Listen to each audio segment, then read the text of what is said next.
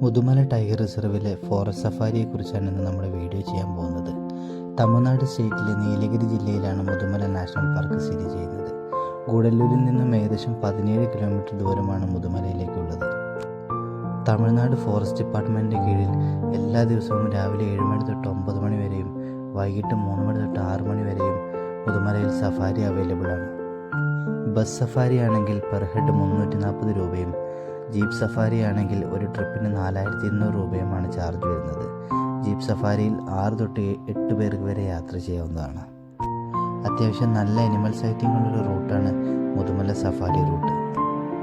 കാടിനുള്ളിലേക്ക് ഏകദേശം 2 കിലോമീറ്റർ കയറിയപ്പോൾ തന്നെ ഞങ്ങൾക്ക് ആദ്യത്തെ സൈറ്റിംഗ് കിട്ടി. നല്ല ഒന്നാമത്തെ ഒരു കടുവയായിരുന്നു ആദ്യത്തെ സൈറ്റിംഗ്. ആള് ഫുഡൊക്കെ അടിച്ച് നല്ലൊരു മയക്കത്തിലായിരുന്നു.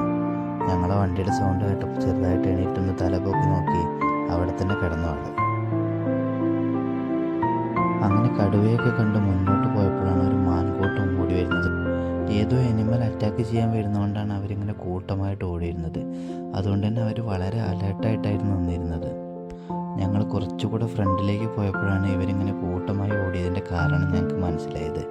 കാരണം മറ്റൊന്നായിരുന്നില്ല, ഒരു കൂട്ടം വൈൽഡ് ഡോഗ് വരെ ഓടിച്ചതായിരുന്നു.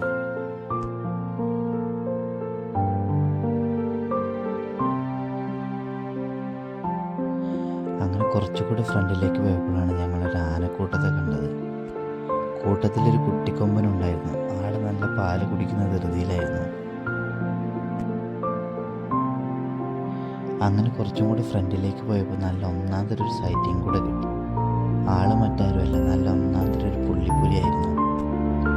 കുറേ ദൂരെ ഒരു മരക്കൊമ്പിലിരുന്ന് വിശ്രമിക്കുകയായിരുന്നു ആള്. ഞങ്ങളെ കണ്ടപ്പോൾ തിരിഞ്ഞു നോക്കി നല്ലൊരു പോസൊക്കെ തന്ന് അവിടെ തന്നെ ഇരുന്നു ആള്. അങ്ങനെ ഏകദേശം 1 മണിക്കൂർ കൊണ്ട് നമ്മുടെ സഫാരി അവസാനിച്ചു. അത്യാവശ്യം നല്ല അനിമൽ സൈറ്റിംഗ് കിട്ടിയൊരു സഫാരി ആയിരുന്നു ഇത്. മുതുമലയിലെ സഫാരി കഴിഞ്ഞ് നേരെ പോയത് മസന്നഗുഡിയിൽ ഒരു പ്രൈവറ്റ് സഫാരിക്കായിരുന്നു. അവിടെ കാര്യമായിട്ട് സൈറ്റിംഗ് ഒന്നും കിട്ടിയില്ലെങ്കിലും നല്ലൊരു ഓഫ് റോഡ് ട്രക്കിങ്ങും അതുപോലെ തന്നെ ദൂരെ ഒരു മാൻകൂട്ടത്തെയും കാണാൻ സാധിച്ചു.